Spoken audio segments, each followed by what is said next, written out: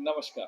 धनतेरस से दिवाली तक जो घर को साफ करना, घर को सजाना, ये सब हम लोगों के लिए एक सालाना रीसेट की तरह होता है, जहाँ हमारा मेंटल स्पेस और हमारे रिलेशनशिप्स तीनों का एक रीसेट होता है। इसीलिए ये त्योहार हमारे लिए शायद सबसे इम्पोर्टेंट त्योहार है पूरे साल का। मैं इस दिवाली का गोचर पढ़ रहा था तो मैंने देखा कि इस बार जो धनतेरस और दिवाली के 3 दिन हैं वो एक्स्ट्रा स्पेशल, महत्वपूर्ण या बहुत शुभ क्यों है। पहली चीज, धनतेरस जो कि 18 अक्टूबर को पड़ रही है, उसी दिन मासिक शिवरात्रि भी है, जो कि इसको धनतेरस को और भी पावरफुल एक योग बनाती है। इस दिन किया हुआ काम, इस दिन खरीदा हुआ सामान आपके घर में बहुत बरकत ला सकता है। दूसरा, जुपिटर जो कि सुख समृद्धि के कारक हैं, धन के कारक हैं, वैभव के कारक हैं,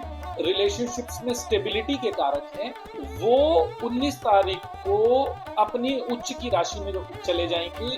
इसका मतलब है कि वो बहुत स्ट्रांग हो जाएंगे, जो कि मुझे लगता है कि एस्ट्रोलॉजिकली इस साल का सबसे पॉजिटिव इवेंट। जब जुपिटर उच्च होते हैं तो वो आपके घर में बरकत लाते हैं, आपके घर में पॉजिटिविटी लाते हैं। जब धनतेरस पे आप बर्तन खरीदते हैं तो आप तांबे का बर्तन खरीद सकते हैं, और हम सब धनतेरस पे दिए जलाते हैं, जो कि अंधेरे से रोशनी का सूचक है। और सबसे इम्पोर्टेंट है कि इस बार आप पूजा में कमल का फूल, हल्दी की गांठ और कौड़ियों का इस्तेमाल जरूर करें। तो अगर आप ये 3 चीजें अपनी पूजा में, अपने जो आप सिक्कों की पूजा करते हैं या किसी भी प्रेशियस मेटल की पूजा करते हैं, उसके साथ अगर आप टर्मरिक यानी हल्दी की गांठ और कौड़ियां और कमल का फूल रखते हैं, और पूजा करने के बाद इन तीनों चीजों को, जहां पे आप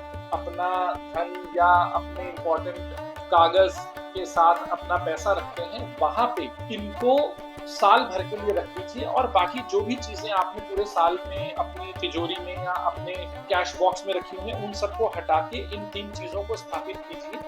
ये एक बहुत अच्छी बिगिनिंग संकेत है, और इन चीजों को आप अपनी तिजोरी में या अपने कैश बॉक्स में रख के आप यहाँ पे ऐश्वर्य, धन और स्टेबिलिटी को स्थापित करें। तो इस बार की धनतेरस और दिवाली बहुत ही शुभ है, क्योंकि ये मासिक शिवरात्रि से शुरू हो रहे हैं, और इन दोनों के बीच में जो जुपिटर है वो उच्चस्थ हो रहे हैं। तो इस मुहूर्त का खास लाभ उठाइए और अपने घर में वैभव और लक्ष्मी का वास कराइए। धन्यवाद।